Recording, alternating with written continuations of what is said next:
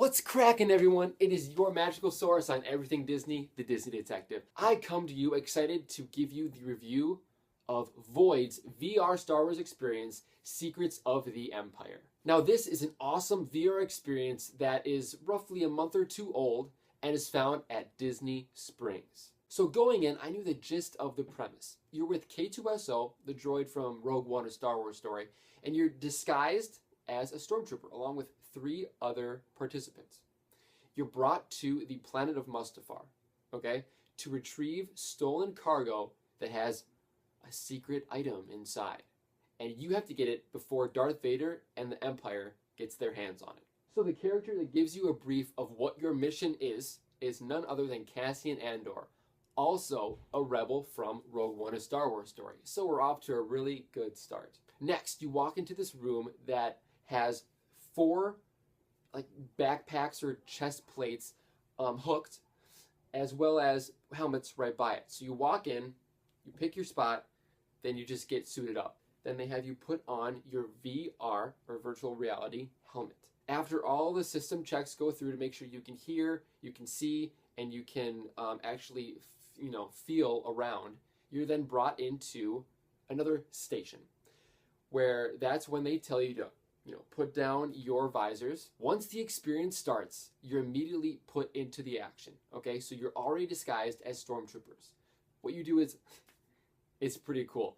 I could lift up my hands, look at them, wiggle them the smallest amount, and the virtual reality hands would do exactly the same. It was unreal. And then once you successfully dock, there is this floating platform that comes to pick you up to take you to a higher level on the planet.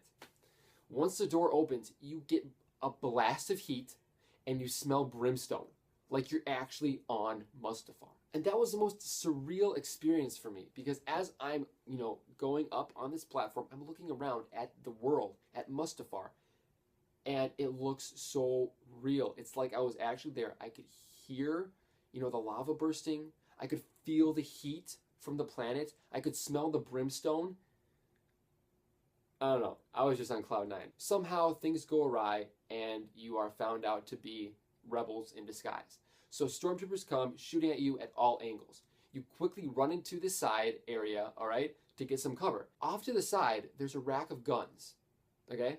And at first I was like, okay, they're virtual, so I will just have to pretend.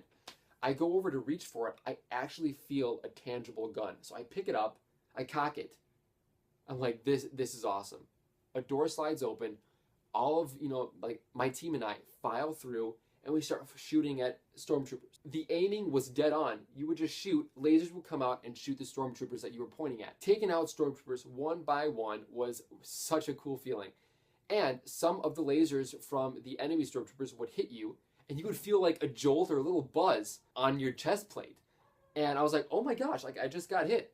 Of course your life doesn't diminish or anything, but it's just like, oh, okay, I got hit. I have to take cover. There's this huge lava beast bug that comes forth from the depths, and then we have to shoot down and kill it. And it takes the combined effort of all of my teammates and I to get this thing down. And then all the while we have K2SO in our heads urging us forward to get to that cargo. So we go into an elevator, it opens up again, and we go into a new area. And mind you, we're still walking, okay? We're not on a track pad or a treadmill. We're actually in an area where we can walk around freely. And it felt so liberating and real. It's like I was in a Star Wars movie. So we go into this spot where we needed to, figure out a code in time to close the blast doors so stormtroopers wouldn't flood our area and kill us. And so it took the combined effort of all of us. 2 of us would be shooting at the stormtroopers to keep them at bay, while 2 others would try to figure out this code to close the blast doors. And once that happens, we're all safe. But we then are able to find the cargo. It's right within our reach. And then one of our, commanding officers is there. He's about to pick it up. But then we see Darth Vader. Okay, he comes out. His iconic breath, okay? He turns on his lightsaber, and then all of us, we just start shooting at him. He's ricocheting blaster bolts every which way, shooting it back at us. He force chokes our commanding officer, just completely skewers him. And then right before he's about to take the cargo, which turns out to be a very old, probably Knights of the Old Republic lightsaber, K2SO comes in, crashes through one of the walls, and he's there with our escape transport. All in all, it was an amazing experience. I highly recommend it to any of you who are virtual reality fans and Star Wars fans alike. You cannot go wrong with this. It's not a free attraction like you would find at any of the parks.